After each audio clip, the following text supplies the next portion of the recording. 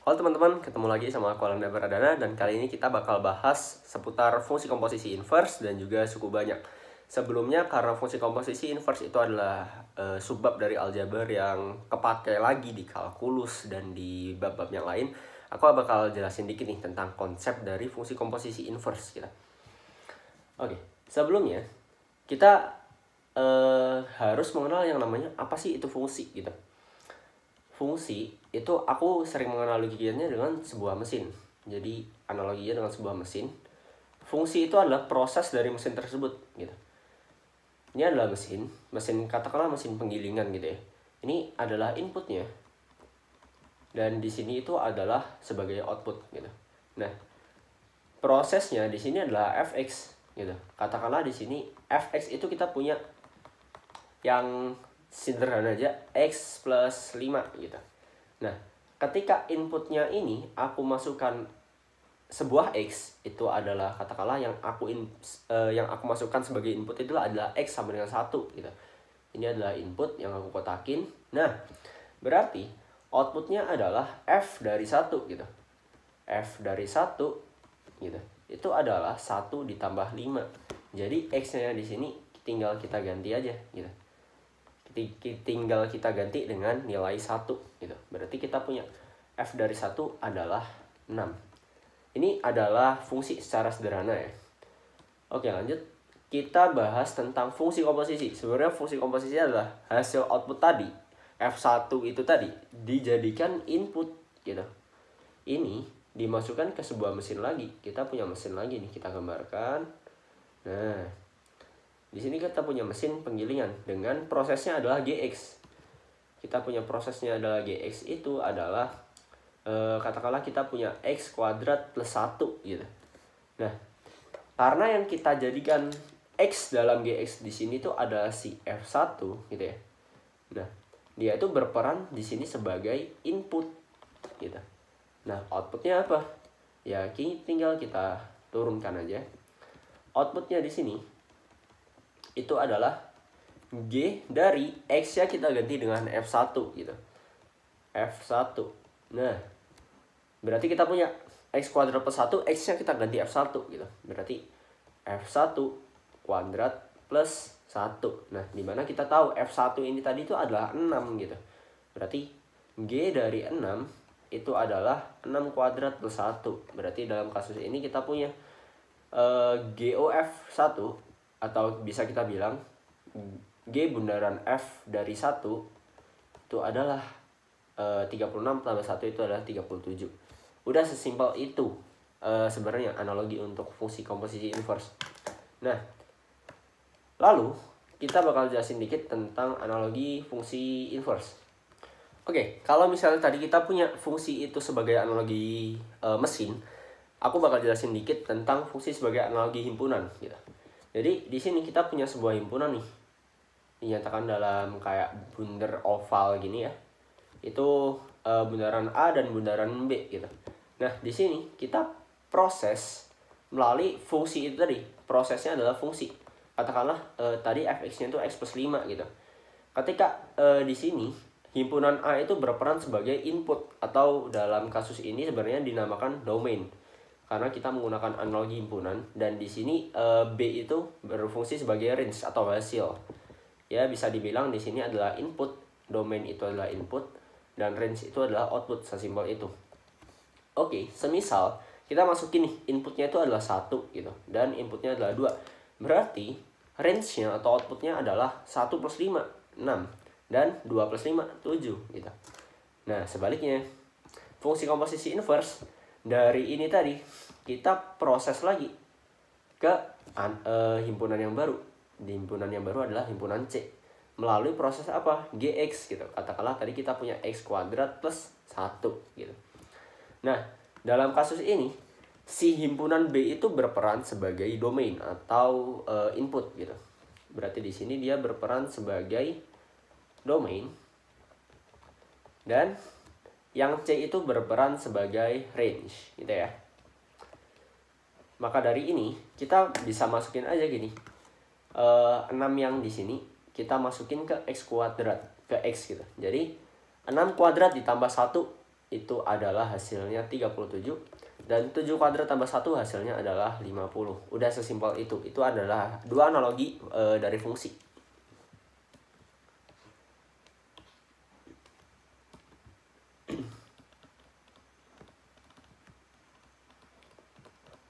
Oke, lanjut lagi kita bahas tentang fungsi inverse. Nah, sebenarnya apa sih fungsi inverse itu?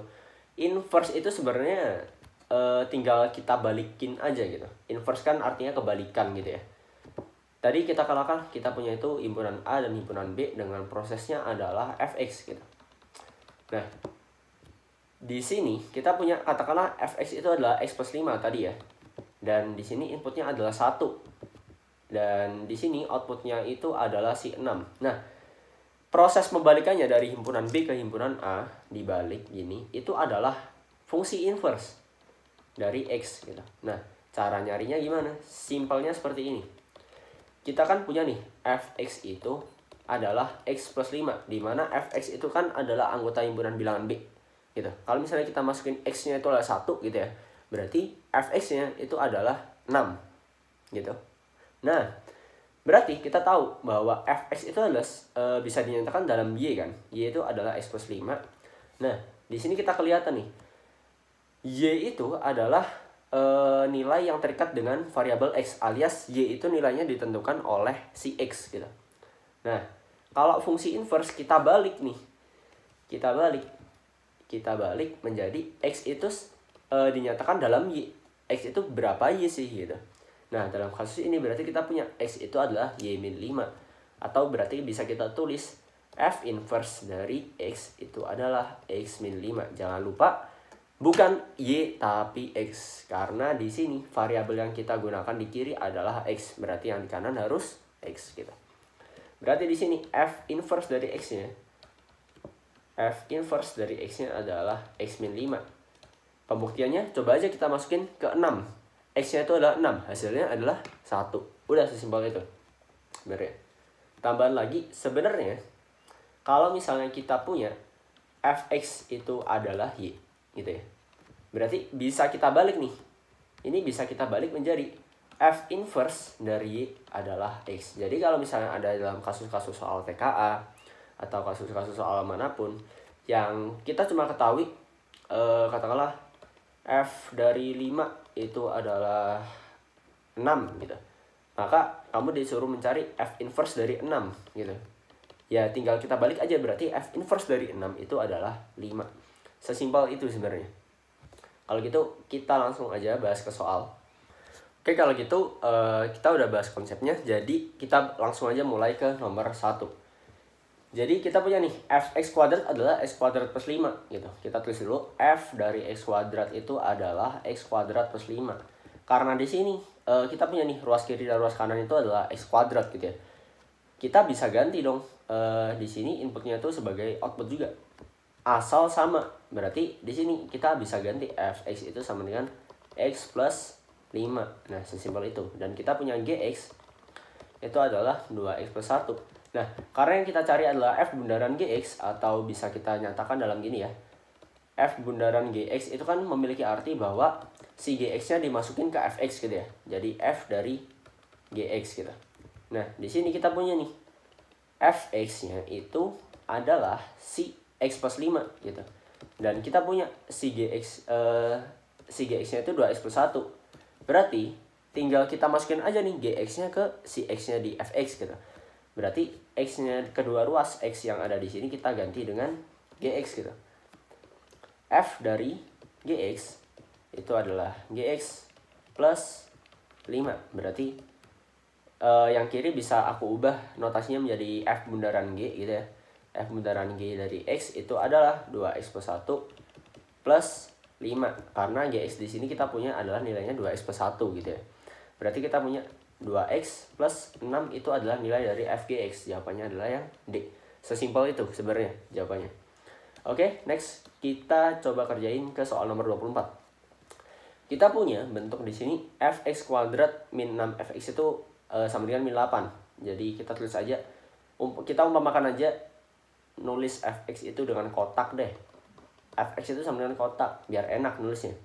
Kita punya kotak kuadrat min 6 kotak itu sama dengan min 8. Berarti di sini kita punya kotak kuadrat min 6 kotak plus 8 itu sama dengan 0. Nah, sedangkan di pernyataan kedua kita punya nih fx itu sama dengan setengah x min 1. Berarti kita punya kotak itu nilainya setengah x min 1 gitu. Atau bisa kita bilang kotak itu adalahnya x min 2 per 2 setara dengan x min 2 per 2 gitu ya.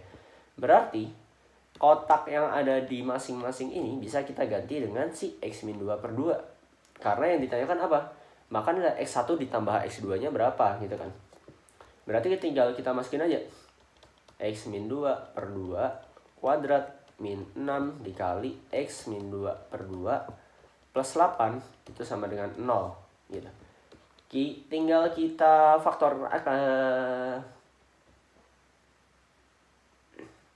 tinggal kita kuadratin aja gitu.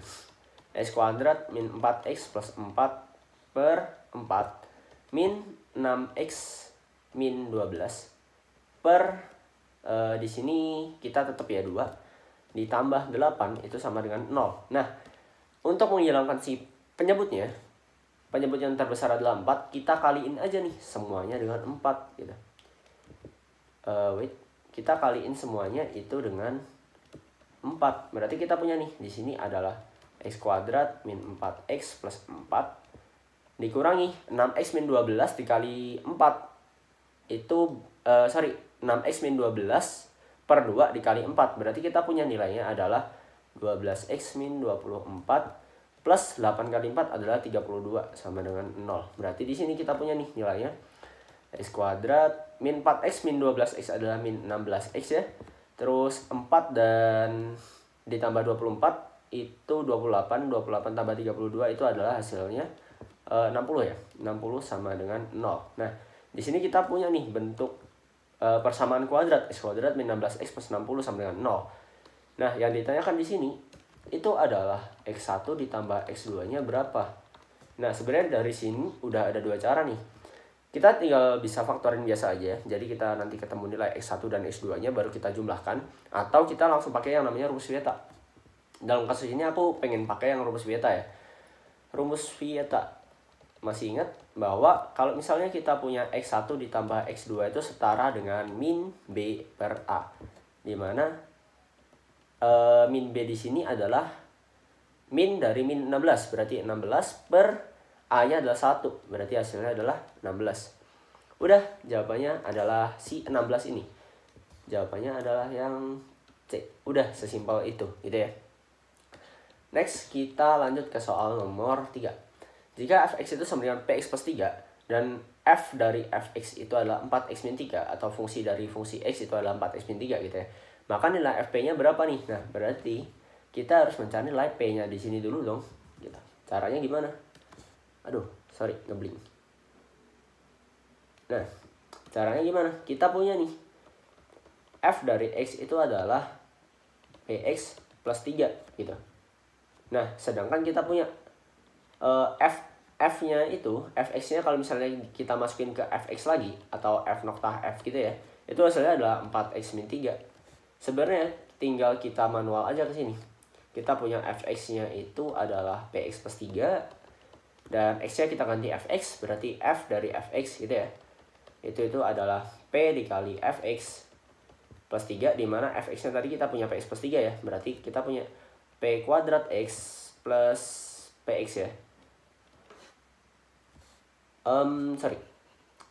Kita ulang. Kita punya fx-nya itu adalah px plus 3. Berarti kita punya p dari px plus 3 itu adalah nilainya dari 4x min 3 gitu kan. Di sini sama nih.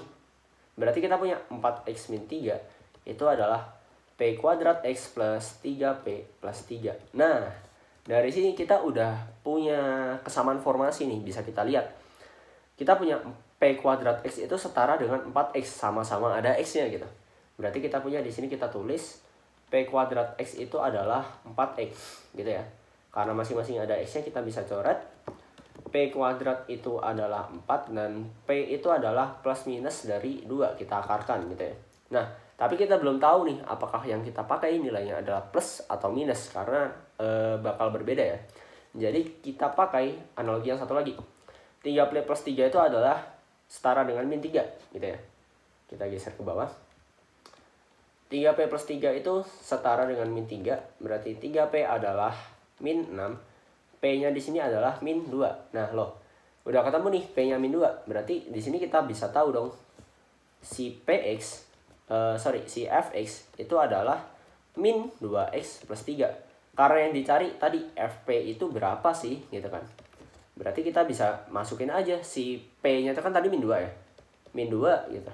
Kita masukin aja min 2 dikali min 2 ditambah 3. Dalam kasus ini berarti min 2 kali min 2 4 ditambah 3 hasilnya adalah 7. Udah, berarti ini jawabannya. Jawabannya adalah yang B. Sesimpel itu. Kita next ke soal ini. Oke, kita next ke soal selanjutnya. Jadi kita punya nih HOH atau H nokta H inverse dari 11 adalah 2A gitu. Dan kita punya H2x-4 itu adalah 3x-7. Maka nilai A-nya berapa nih? Nah, ini agak ribet. Tapi sebenarnya nggak ribet-ribet banget. Karena kita punya si H2x-4 itu nilainya adalah 3x-7, berarti kita harus mencari Hx-nya dulu. Kenapa mencari Hx? Karena kita tujuannya itu untuk mencari H nokta H atau H bundaran H dari X gitu.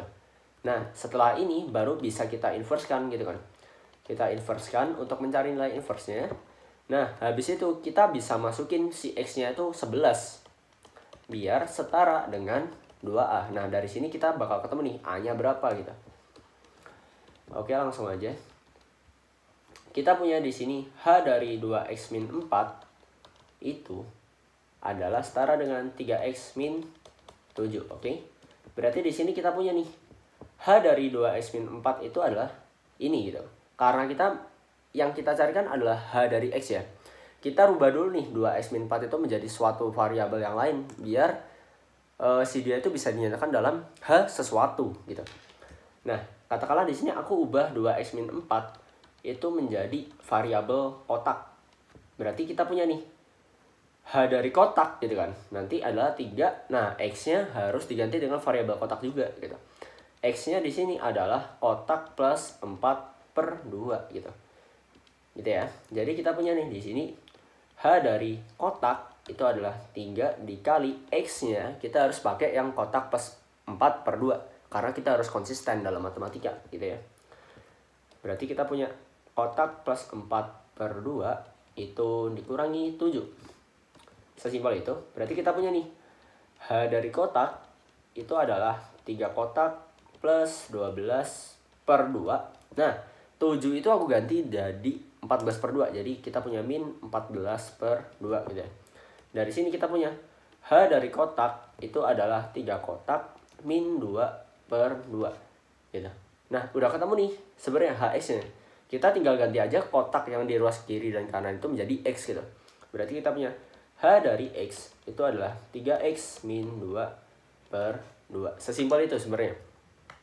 Oke, next step kedua. Itu kita harus mencari HOH dari X-nya atau Hx-nya kita masukin ke Hx-nya lagi gitu. Kita tadi punya Hx itu adalah 3x min 2/2. Berarti X-nya yang di sini kita ganti Hx lagi. H dari Hx gitu ya. Itu adalah 3 kali Hx min 2/2. Karena X-nya kita ganti Hx, berarti di sini kita bisa notasikan dengan H bundaran H dari X itu adalah 3 dikali 3x min 2/2 dikurangi 2/2 gitu ya. Berarti di sini kita punya nih nilainya adalah 9x min 6/2 dikurangi 2-nya yang di sini. 2 yang di sini aku ganti nilainya dengan 4/2 gitu ya. Nah, di sini yang per 2 ini aku ganti nilainya menjadi kali setengah. Ini dikurung, jangan lupa. Berarti di sini kita punya nih 9x min 10/2 itu dikali dengan setengah. Berarti kita punya nilainya 9x min 10 itu per 4 adalah nilai dari H bundaran H dari X gitu. Udah sesimpel itu. Nah, step ketiga selanjutnya kita tuh harus mencari inverse-nya. Inverse dari HOHX itu berapa sih gitu. Kita tahu cara menginversekan adalah kita umpamakan ini sebagai variabel Y gitu ya. Y itu adalah 9x min 10/4. Berarti kita harus mencari nilai X-nya nih di sini. kita punya 4Y itu adalah 9X min 10. Kita punya 4Y plus 10 itu adalah 9X. Berarti kita punya X itu adalah 4Y plus 10 per 9. Udah sih, sesimpel itu. Nah, selanjutnya karena kita udah punya nih, X itu adalah 4Y min 10 per 9. Atau bisa kita notasikan HOH yang diinverskan gitu ya dengan X itu nilainya adalah 4X plus 10 per 9. Sesimpel itu sih sebenarnya. Nah, kita lanjut untuk mencari nilai A gitu ya. Kita tahu tadi bahwa HOH inverse dari 11 itu adalah 2A. Nah loh, sedangkan kita tadi kan punya HOH inverse dari X itu adalah 4X plus 10 per 9. Berarti kita tinggal tulis aja 4X plus 10 per 9 gitu ya. Itu adalah si HOH inverse dari X. Kalau misalnya X-nya kita ganti 11 nih gitu ya. Itu adalah 44 plus 10 per 9 itu setara dengan 2A. Nah, udah ketemu nih di sini. Berarti kita punya 54 per 9 itu sama dengan 2A gitu ya. Nah, 9 kali berapa sih yang menghasilkan 54? Jawabannya adalah 6 gitu ya. Di sini kita punya 6 itu setara dengan 2A gitu. Berarti kita punya A-nya itu adalah 3. Udah sesimpel itu jawabannya. Berarti kita punya jawaban si A-nya itu adalah 3. Kita geser ke atas dulu. Nah, jawabannya adalah yang C. Sesimpel itu sebenarnya. Untuk next kita lanjut bakal ke suku banyak.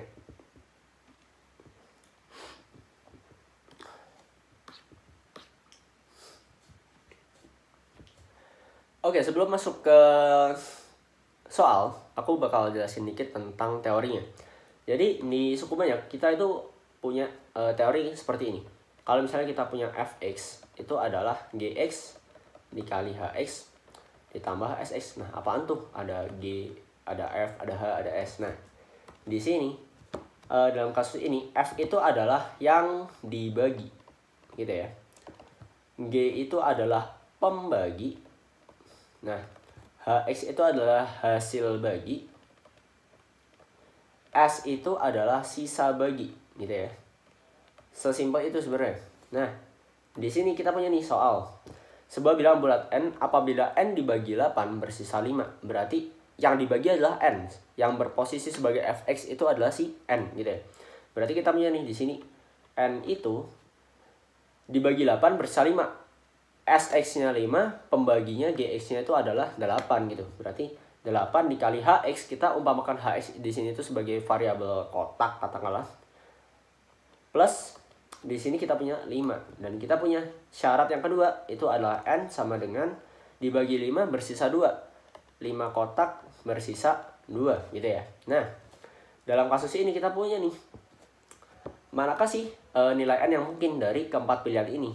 Caranya sebenarnya kita cari tahu aja dulu satu-satu apakah keempat nilai itu memenuhi kedua syarat itu. Syaratnya adalah memenuhi kedua syarat ya. Nah, kita cek nih mulai dari pernyataan yang nomor 1. Si 8 kotak plus 5 itu adalah 29 gitu ya. Karena nilai n-nya itu adalah 29 dalam pernyataan 1 gitu ya.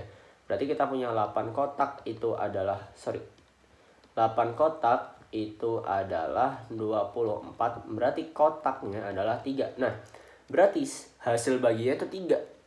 Kita tahu bahwa di suku banyak kalau misalnya hasil baginya ketemu nih, berarti dia habis dibagi dengan 8 gitu. Berarti si dia memenuhi dong gitu. Nah, tapi kita belum cek satu syarat yang lagi gitu. Kita punya nih, n itu 5 kotak plus 2. Berarti 5 kotak plus 2 itu adalah 29. Berarti kita punya 5 kotak di sini adalah 27. Dan kotaknya di sini adalah 27 bagi 5. Ayo, 27 bagi 5 adalah 5, sekian. 5,xx gitu ya. Karena dia itu nggak habis dibagi alias dia bukan bilangan bulat gitu ya. Berarti dia nggak memenuhi syarat kedua. Dia memenuhi syarat pertama tapi nggak memenuhi syarat kedua. Berarti nomor 1 itu bukan jawaban gitu. Kita coret aja nomor 1. Nah, Otomatis berarti kita harus eliminasi opsi. Yang ada nomor 1 ini kita hapus. Nah, A, B kita hapus dan E kita hapus karena jawabannya semua gitu ya. Nah, keduanya gampang ya. Karena di sini ada opsi pilihan 2 dan 4 serta 4 gitu. Berarti kita tinggal cek aja nomor 2-nya yang beda gitu. Kalau misalnya ternyata nomor 2-nya benar, berarti jawabannya adalah yang B gitu ya. Sorry, yang C. Kita cek nomor 2. Nomor 2 itu pernyataan 2 adalah 37 gitu ya. Si N-nya itu adalah 37. Berarti 8 kotak plus 5 adalah 37 gitu. 8 kotak adalah 32, kotak adalah 4. Nah loh, ternyata habis dibagi. Kita cek persyaratan yang kedua. 5 kotak plus 2 itu adalah 37 gitu. 5 kotak itu adalah 35 dan kotaknya adalah 7. Nah, ternyata dia memenuhi nih kedua syarat gitu. Berarti nomor 2 adalah sebuah jawaban. Berarti jawabannya di sini adalah yang C gitu. Sesimpel itu sih. Cara cepat buat ngerjain soal-soal model begini adalah eliminasi opsi. Sesimpel itu. Next ke soal berikutnya. Kita punya, manakah dari bilangan berikut yang bersisa 3 jika dibagi 4 dan bersisa 2 jika dibagi 5? Berarti kita punya nih, katakanlah nilainya adalah N ya. N itu adalah bersisa 3 jika dibagi 4. 4x plus 3. Dan N itu bersisa 2 jika dibagi 5. Berarti 5x plus 2 gitu. Nah, kita cek ada satu-satu. Kayak tadi caranya. Pernyataan 1, 4x plus 3 itu setara dengan 27. 4x itu setara dengan 24 dan x setara dengan 6. Oh, ternyata dia memenuhi pernyataan 1 nih. Persyaratan 1, sorry. Nah, kita cek dulu di persyaratan yang kedua. Kita punya di sini 5x plus 2 itu adalah 27 gitu ya. Berarti kita punya 5x itu adalah 25. Oh, ternyata x-nya adalah 5 gitu. Berarti dia juga memenuhi persyaratan kedua dong. Nomor 1 benar jawabannya. Nah, karena di sini ada unsur 1 semua nih di opsinya. Kita cari yang agak-agak beda nih, yang paling dikit. Coba cek nomor 3. Kita cek nomor 3. Si 4x plus 3 itu harus setara dengan 107 nih. Nah, berarti kita punya 4x itu adalah 104. Nah, 104 dibagi 4 itu hasilnya adalah 26 gitu kan. Ternyata habis dibagi juga. Kita cek lagi nih di persyaratan kedua. 5x plus 2 itu setara dengan 107. Berarti 5x-nya setara dengan 105. Nah, karena belakangnya 5 ya berarti jelas dibagi, habis dibagi dong. Hasilnya berapa? 21 gitu. Berarti nomor 3 juga benar nih. Yang 12 jelas salah, 14 jelas salah. Berarti antara 1, 2, 3, 1, 3 dan semua. Nah, semua itu kan berarti 1, 2, 3, 4 nih. Kita tinggal pastikan aja enaknya nomor 4-nya. Kalau misalnya nomor 4-nya salah, berarti jawabannya adalah yang 1, 2, 3 gitu. Kita punya nomor 4-nya. Itu 127 ya. Berarti 4x plus 3 itu adalah 127. 4x itu adalah 124 dan kita punya x-nya itu adalah 124 bagi 4. Hasilnya adalah 31 gitu. Tapi kita belum cek nih persyaratan kedua. 5x plus 2 itu adalah 127. Berarti 5x adalah 125. Oh, ternyata x-nya itu adalah 25 gitu. Ketemu nih jawabannya. Berarti jawabannya adalah si yang semua. Karena pernyataan nomor 4 juga benar gitu. Udah ya. Kita lanjut ke soal terakhir. Sama aja teori ya. Jadi kita punya nih bilangan sisa yang jika dibagi 5 sisanya 3. Bilangan S, sorry, bukan bilangan sisa. S itu kalau misalnya dibagi 5 sisanya 3. 5x plus 3 gitu ya. Dan kita punya apabila dibagi 7 akan bersisa 4. S itu harus memenuhi 7x plus 4 gitu. Kita cek aja nih satu-satu. Kita mulai dari opsi 1. 68. Berarti 68 itu setara dengan 5x plus 3. 65 adalah 5x. Oh, ternyata habis. Nggak usah nih dicek. Nggak usah dicek. Karena ya belakangnya juga udah 5 gitu. Kita cek persyaratan kedua.